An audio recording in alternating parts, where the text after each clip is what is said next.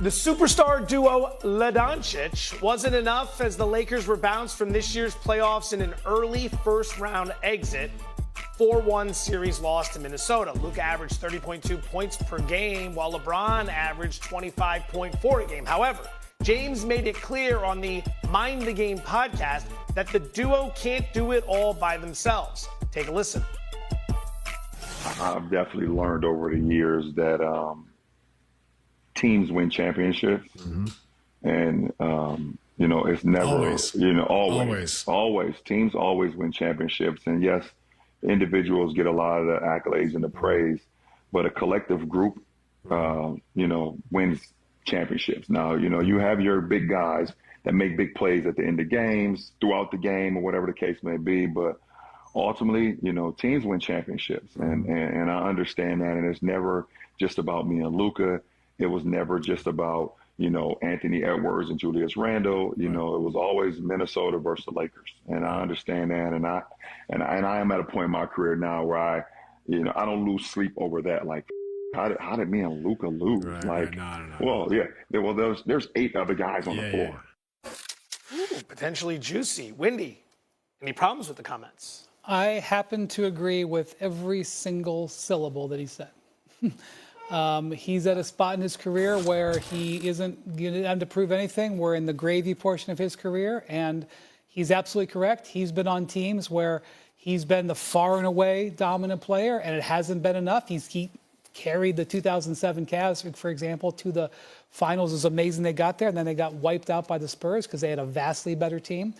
He's been on the Heat team that got there by a narrow margin and got wiped out by the Spurs. And in this series, the Lakers at a certain point, JJ Redick only had trust in 5 players, whereas the Wolves had a 6th man of the year over there in Naz Reid and all kinds of production from all up and down the lineup. So I also don't think this Lakers team is in position. I mean, I think there was a smoke and mirrors thing where they could have made a run. There was a lane they could have hit.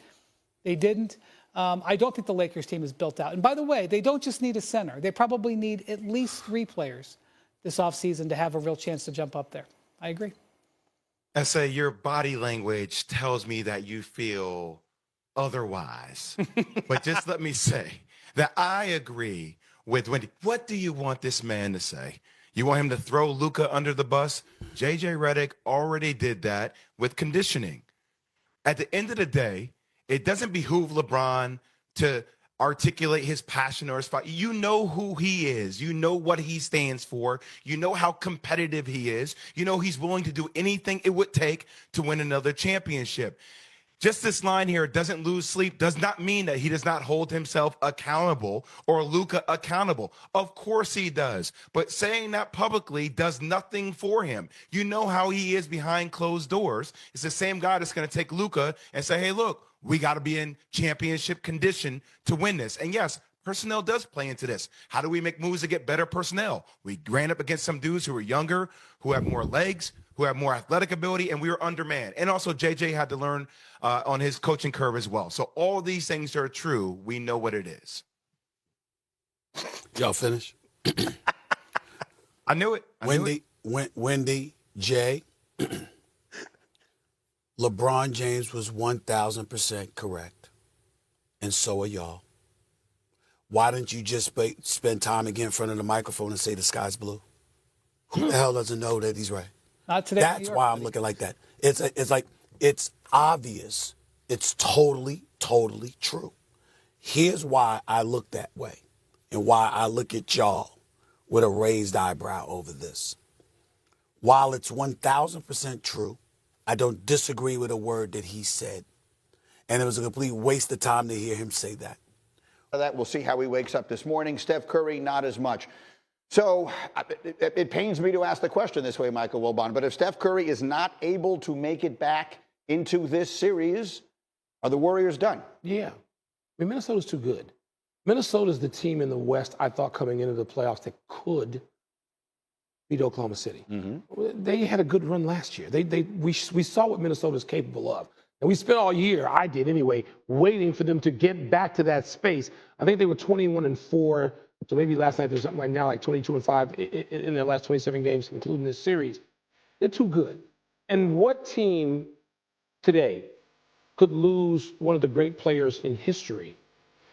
A team that your group is built around. What team could survive the postseason like that in today's NBA? And the answer is nobody. Right.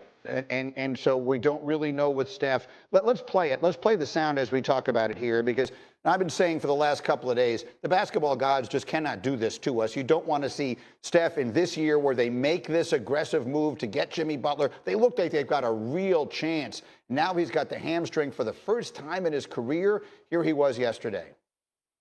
When you're 27, you feel like, you're obviously in your prime. Like every opportunity I have now, you don't want it to be wasted on an injury. Like I'm thankful it wasn't worse, and I'm very aware of and appreciative that I have even a chance to come back. Injuries are always hard emotionally, just because none of this is guaranteed to be back, in this environment or in the playoff experience and have an opportunity like that. What do you think, Wendy? Yeah, so he doesn't know how his hamstring is going to feel 9 days from now, and that's what everybody's targeting, Game 6.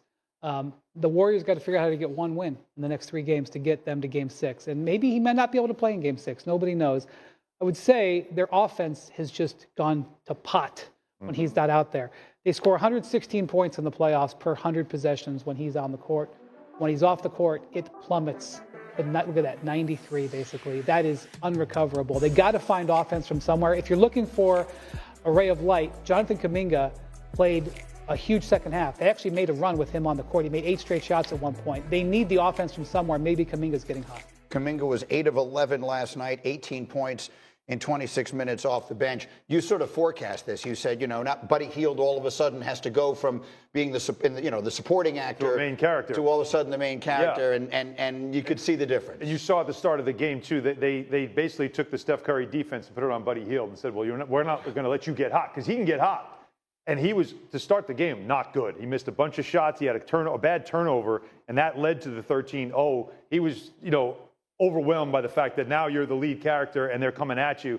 It was a weird Steve Kerr game too, because he was trying to figure out, how am I going to create offense? Jimmy Butler, maybe have him play sort of a point forward, played a ton of players, like you mentioned, Wendy, earlier. 14 players played in this game in the first half, which you never see in the playoffs, as if they were searching for something. I don't think I've seen it in the preseason. In the preseason, in the first half, yeah. I've never, this is the box score from last night's game. There's only one DNP on it, and it's Steph Curry, unfortunately, because of the injury. Literally everyone else from the Warriors got into this game at some point or another. And so, look, Michael, we'll have to wait and see. What is the Jimmy Butler, as we sit, look, they're not done. Maybe they find a way to win one of these 2 games at home. I think they win. You think they win a game? Absolutely. One of the 2 at home? Absolutely. Minnesota, as I sit there and pumped them up and think they could beat Oklahoma